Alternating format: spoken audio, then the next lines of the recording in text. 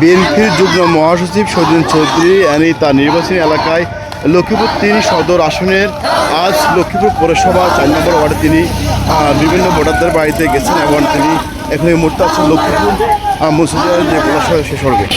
আমরা লক্ষ্য করতেছি যেখানে বা যে প্রান্তে বা যে অঞ্চলে বা যে বাড়িতে তিনি যান সেখানে মানুষের উপস্থিতি দেখা যায় লক্ষণীয়। ব্যাপক নেতাকর্মী তিনি ছুটে আসেন।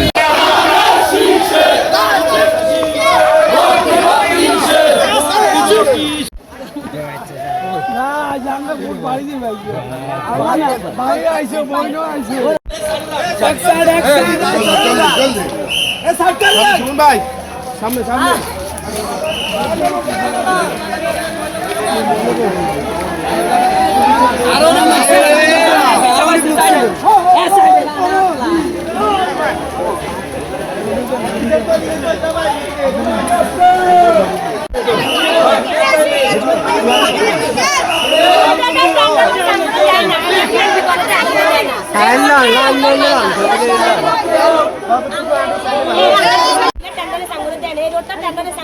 ভাই পৌরসভা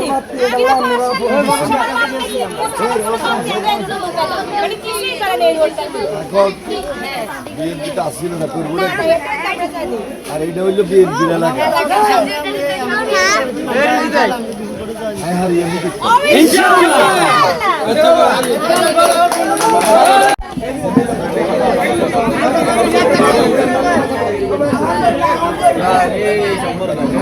আজকে আসতে না জানি না